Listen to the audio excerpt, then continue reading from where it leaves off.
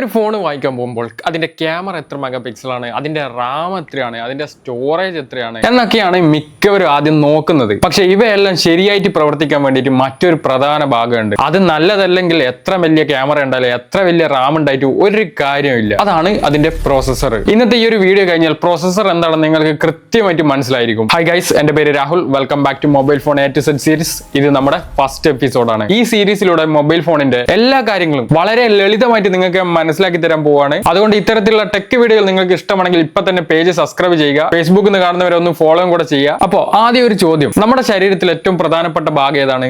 തലച്ചോറല്ലേ? കാരണം നമ്മുടെ എല്ലാ തീരുമാനങ്ങളും പ്രവർത്തനങ്ങളും നിയന്ത്രിക്കുന്നത് നമ്മുടെ തലച്ചോറാണ്. അതുപോലെ തന്നെ ഒരു മൊബൈൽ ഫോണിന്റെ തലച്ചോറാണ് അതിന്റെ പ്രോസസർ എന്ന് പറയുന്നത്. നിങ്ങൾ ഫോൺ അൺലോക്ക് ചെയ്യുമ്പോഴും വാട്സപ്പ് ഓപ്പൺ ചെയ്യുമ്പോഴും ഇൻസ്റ്റാഗ്രാം സ്ക്രോൾ ചെയ്യുമ്പോഴും യൂട്യൂബിൽ ഇതേ വീഡിയോ കാണുമ്പോഴും ക്യാമറ തുറന്ന് ഫോട്ടോ എടുക്കുമ്പോഴും ഗെയിം കളിക്കുമ്പോഴും ഇതെല്ലാം ചെയ്യാൻ പിന്നിൽ പ്രവർത്തിക്കുന്നത് പ്രോസസറാണ്. അതുകൊണ്ടൊക്കെ തന്നെയാണ് പ്രോസസറിനെ ഫോണിന്റെ ബ്രെയിൻ എന്ന് വിളിക്കുന്നത്. ഒരു ഉദാഹരണത്തിന് ഒരു വലിയൊരു കമ്പനിയിൽ എല്ലാ കാര്യങ്ങളും നിയന്ത്രിക്കാൻ ഒരു മാനേജർ ഉണ്ടാവും. ആരാണ് എന്ത് ജോലിയാണ് ചെയ്യേണ്ടത്, എപ്പോഴാണ് ചെയ്യേണ്ടത്, എങ്ങനെയാണ് ചെയ്യേണ്ടത് എന്നൊക്കെ തീരുമാനിക്കുന്നത് ആ ഒരു മാനേജർ ആയിരിക്കും. അതുപോലെ തന്നെയാണ് നമ്മുടെ ഫോണിലെ apps, camera, RAM, storage, display തുടങ്ങിയ എല്ലാ ഭാഗങ്ങൾക്കും നിർദ്ദേശം കൊടുക്കുന്നത് ഈ ഒരു പ്രോസസർ ആണ്.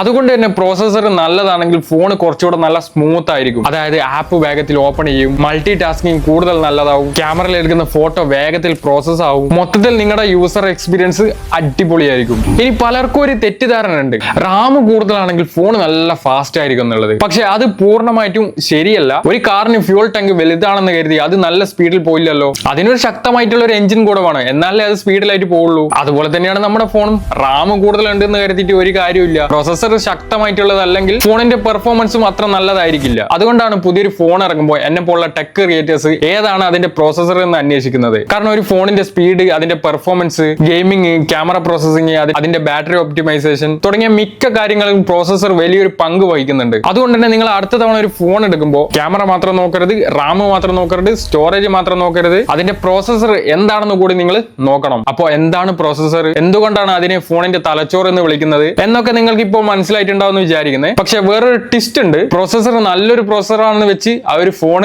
നല്ലതാണെന്നില്ല. കാരണം അതിനുള്ളിലെ കോറുകളാണ് പല കാര്യങ്ങളും തീരുമാനിക്കുന്നത്. എന്താണ് കോറുകൾ, അതിനെന്താണ് പ്രാധാന്യം എന്നുള്ളത് നമ്മൾ അടുത്ത എപ്പിസോഡ് സംസാരിക്കുന്നതായിരിക്കും. ഈ എപ്പിസോഡിൽ പറഞ്ഞ കാര്യങ്ങൾ വ്യക്തമായിട്ട് മനസ്സിലായെന്ന് വിചാരിക്കുന്നത്. വീഡിയോ ഇഷ്ടപ്പെട്ടെങ്കിൽ ലൈക്ക് ചെയ്യൂ, ഷെയർ ചെയ്യൂ. Mobile phone A to Z series മിസ്സാകാതിരിക്കാൻ ഇപ്പൊ തന്നെ സബ്സ്ക്രൈബ് ചെയ്ത് ഫോളോ ചെയ്ത് വെക്കുക. അപ്പോൾ അടുത്ത എപ്പിസോഡിൽ കാണാം. അതുവരെ എല്ലാവർക്കും ബൈ.